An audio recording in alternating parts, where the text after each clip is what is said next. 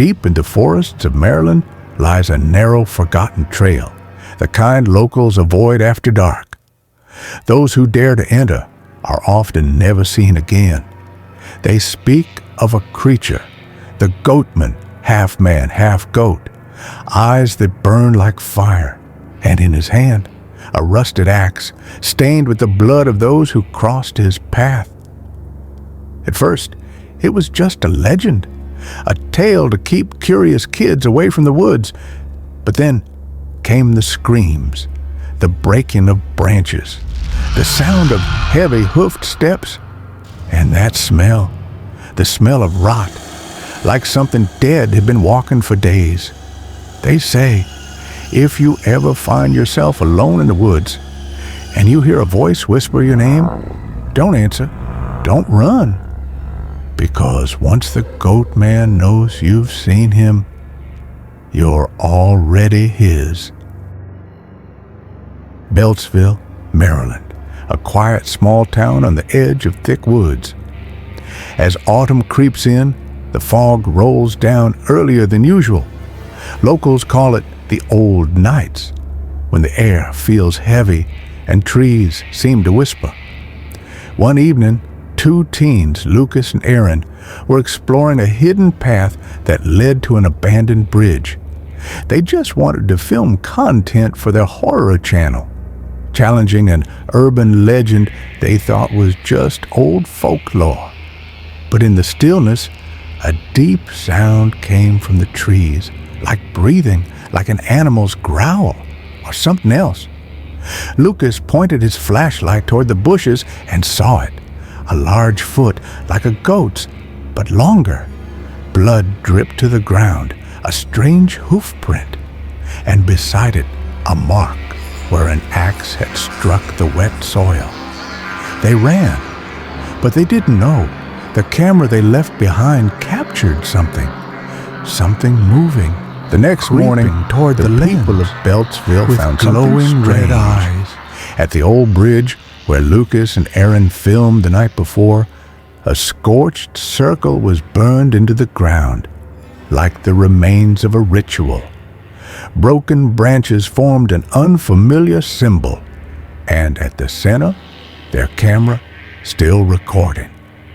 The footage spread quickly across local internet forums.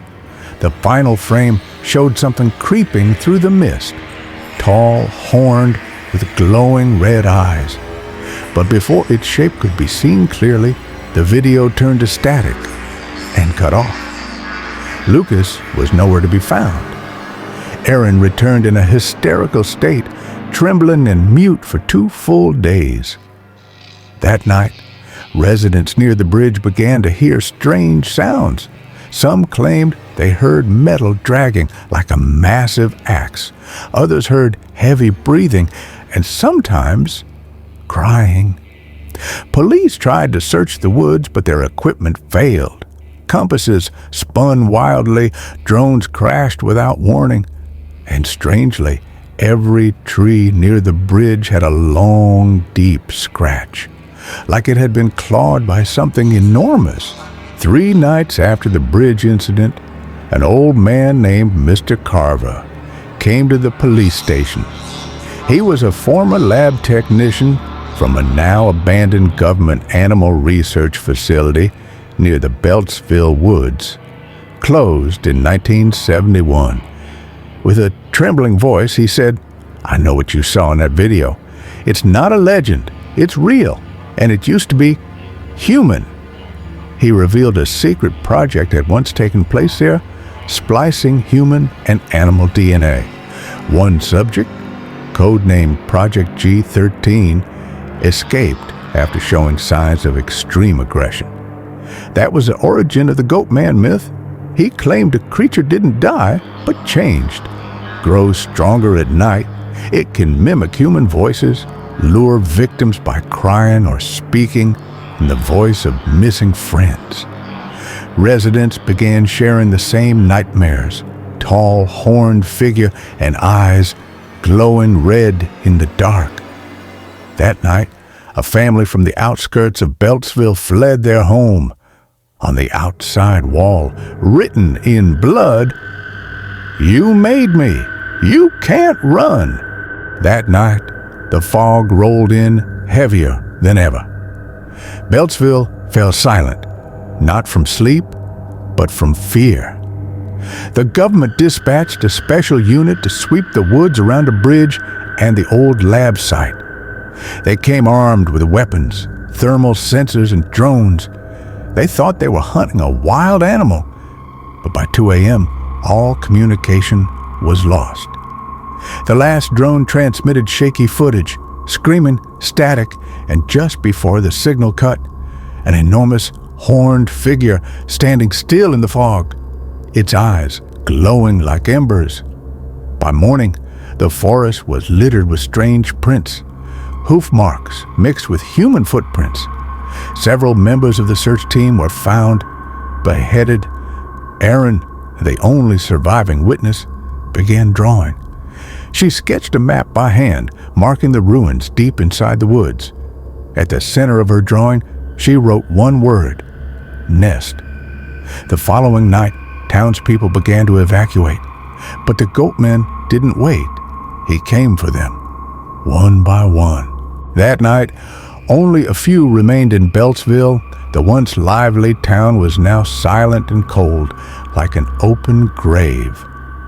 Erin led the small group hiding in the old lab ruins, the nest she had drawn. Her breath was ragged, eyes sharp in the dark.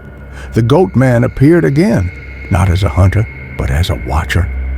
He stood behind the trees, large and black, with a gaze that was not only threatening, but filled with sorrow.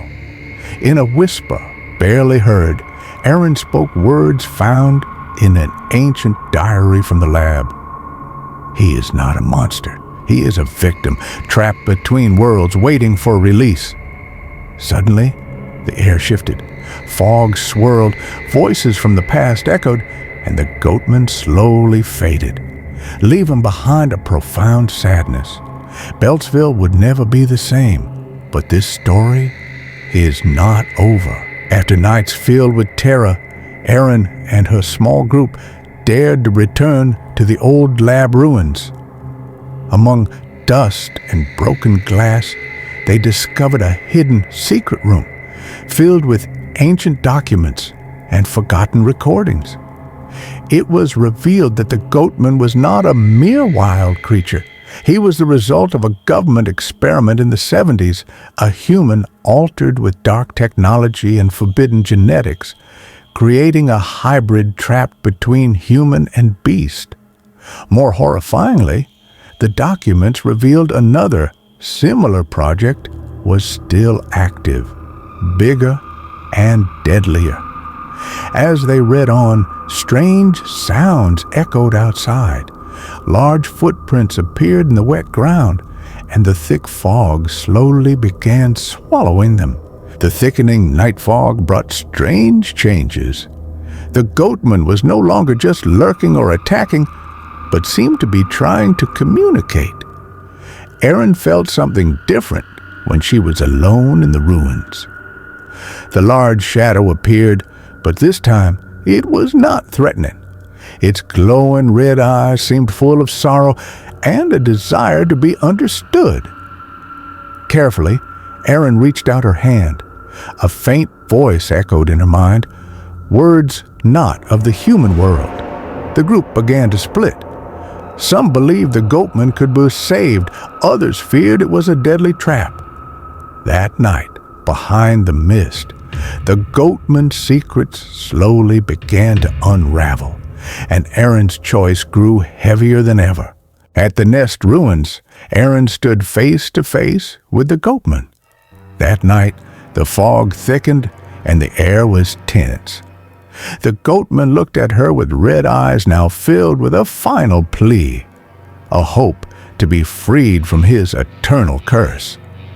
Erin found the answer in the last diary from the secret project. Only by ending the cycle of experiments could the goatman find peace. In a ritual filled with tears and courage, Erin released the creature, ending the suffering and breaking the silence of the night. As the fog began to clear, Beltsville lay silent. But in the distance, another faint shadow moved slowly, reminding that this story is not truly over.